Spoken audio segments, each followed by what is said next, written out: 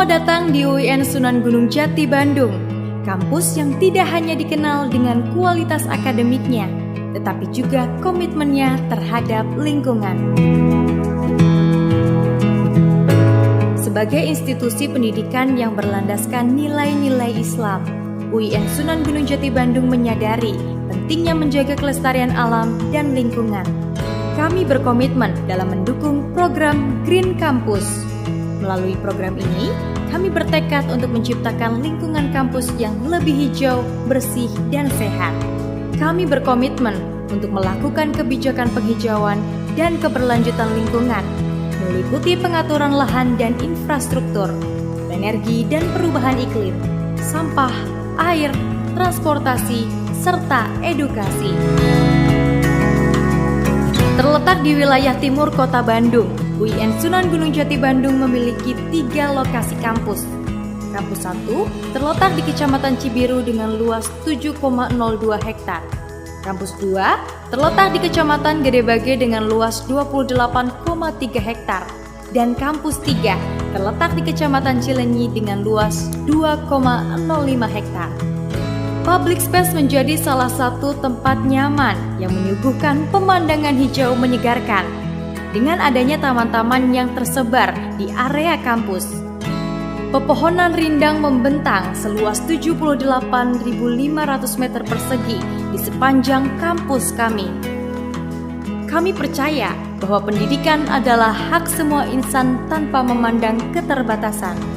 Oleh karenanya, sebagai kampus inklusif, kami menyediakan fasilitas yang ramah disabilitas, seperti lahan parkir difabel. Assalamualaikum warahmatullahi wabarakatuh. Kepada yang terhormat Bapak Ibu dosen penguji uji kinerja pada PPG Transformasi Guru Kelas MI tahun 2025. Perkenalkan, nama saya Risna Marianti Hasibuan, mahasiswa PPG Guru Kelas MI batch 4 tahun 2025 di LPTK Universitas Islam Negeri Sunan Gunung Jati Bandung dengan NIM 5252118303. Pada hari ini, Senin tanggal 2 Februari tahun 2026, saya akan melaksanakan praktek pembelajaran dalam rangka penilaian uji kinerja di Madrasah Ibtidaiyah Cerdas Cendekia Portibi Jae, Kecamatan Portibi, Kabupaten Padang Lawas Utara di kelas 5 dengan materi Sistem Pencernaan pada Manusia. Terima kasih. Wassalamualaikum warahmatullahi wabarakatuh. Duduk yang rapi.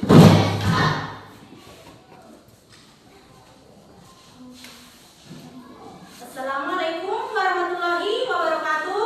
Waalaikumsalam warahmatullahi wabarakatuh. Selamat pagi semua.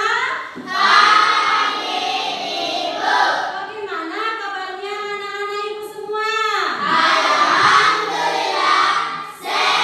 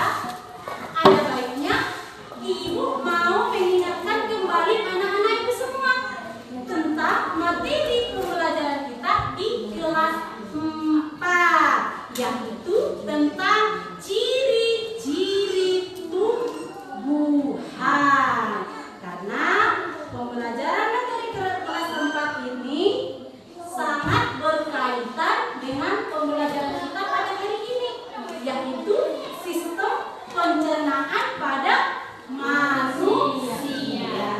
Masih ingatkah anak-anak ibu semua? Masih, Ibu. Siapa yang masih ingat? Saya, Ibu. Bernapas, Ibu. Iya, betul, bernapas. Ada lagi? Saya, Ibu. Bergerak. Bergerak, betul. Ada lagi? Saya, Ibu.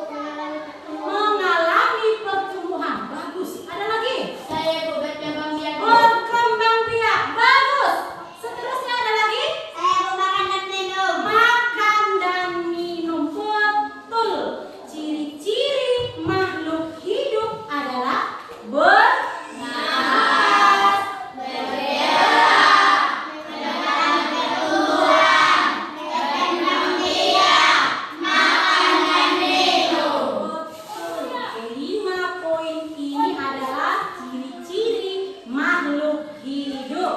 Nah, salah satu ciri-ciri makhluk hidup ini, poin yang kelima tadi berkaitan dengan materi pembelajaran kita, yaitu tentang sistem pencernaan manusia. Apa tadi poin yang kelima? Makan dan minum. Makan dan minum. Nah, makan dan minum ini adalah ciri-ciri makhluk hidup.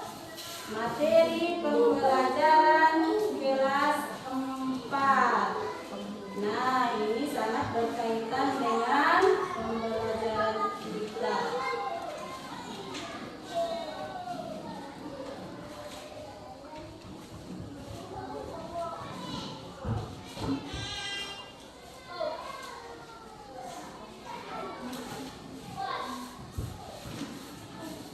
Salah satu ciri makhluk hidup itu adalah memerlukan makanan.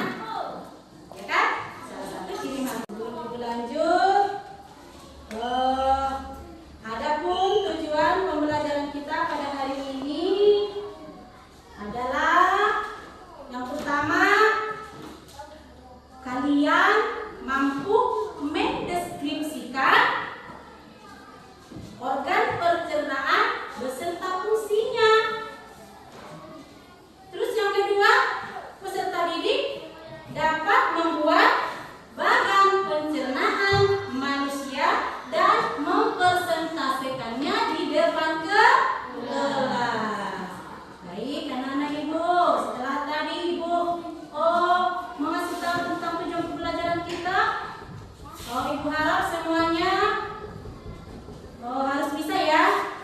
Ya. Nanti sebelum ibu lanjut, ibu bagi kelompok dulu. Nah, soalnya kita mau diskusi. Nanti ibu kelompoknya akan ibu bagi ya. Ini ibu bagi jadi 4 kelompok. Untuk kelompok yang pertama, dengarkan namanya. Nah, untuk kelompok yang pertama, Rida, Amalia, Rahma Abida, Anira, Nabila, dan Amel. Kelompok yang kedua, Anissa, anak ibu Anissa, Aspadila, Sapira, Putri, dan Widya. Itu kelompok dua. Untuk kelompok tiganya, anak ibu Alia Rohali, Siva Anida, Aisyah, Inaya, dan Indah. Itu untuk kelompok 3. Dan kelompok empatnya Elia, Esti,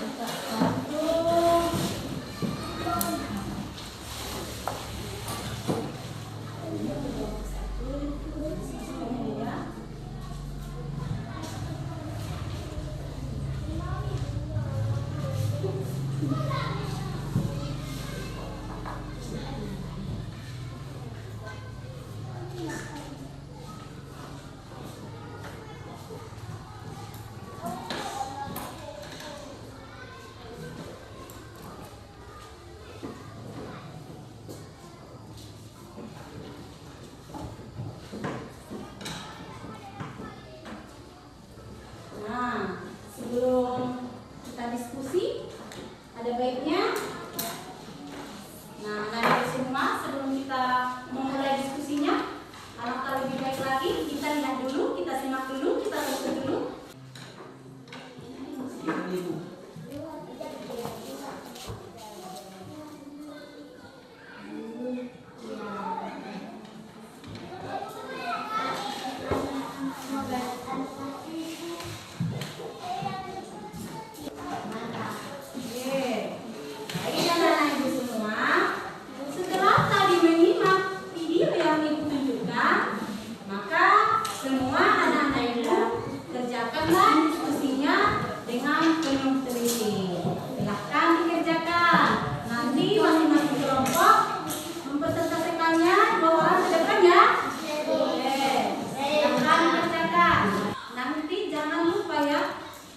Kelompoknya nanti nama-namanya dibuat, ya, biar dibuat kesulitan, ya.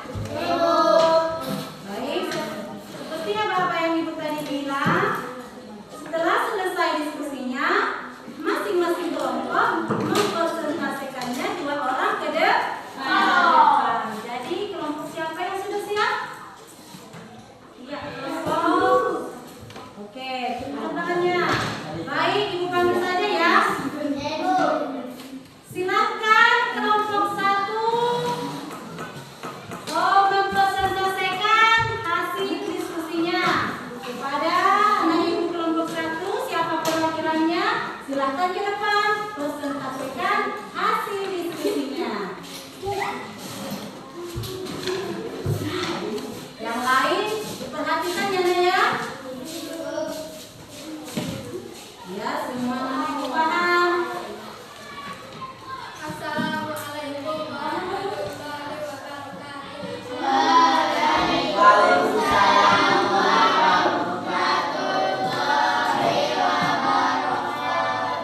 Kami dari kelompok 1 ini mempresentasikan hasil diskusi kami tentang bahan makanan di depan manusia. Yang pertama, mulut.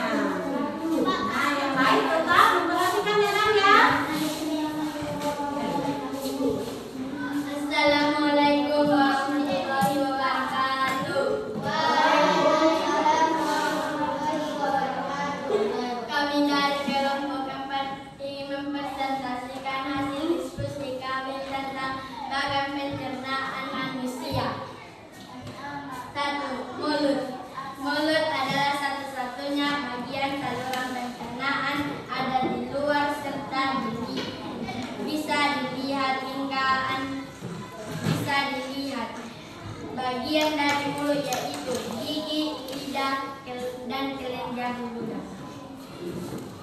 2. Kerongkongan. Kerongkongan merupakan organ yang berperan sebagai tempat jalannya makanan menuju ke lambung. Lambung berfungsi sebagai tempat penyimpanan makanan sementara, terletak di dalam rongga persebelah kiri. 4. Usus halus. Organ pencernaan yang terletak di antara lambung dan usus besar. Usus halus terdiri atas usus 12 jari. Usus kosong, usus penyerapan. 5. Usus besar. Makanan yang masuk ke usus besar merupakan sisa penyerapan dari usus halus, tetapi masih mengandung air yang cukup tinggi. Air tersebut akan diserap usus besar. Di dalam usus besar, makanan akan mengalami proses pembusukan dengan bantuan bakteri E. coli. Pembusukan makanan tersebut menghasilkan feses yang akan didorong menuju poros usus dan dikeluarkan melalui anus. Sisa pencernaan dari usus besar dikeluarkan melalui anus. Bahan padat hasil pembusukan dikeluarkan sebagai tinja dan gas. Adapun sisa pencernaan yang berupa cairan disalurkan dan disaring dan dalam ginjal. Cairan yang tidak berguna dikeluarkan melalui lubang kemih merupakan air sen. Sekianlah diskusi kami. Terima kasih. Assalamualaikum warahmatullahi wabarakatuh.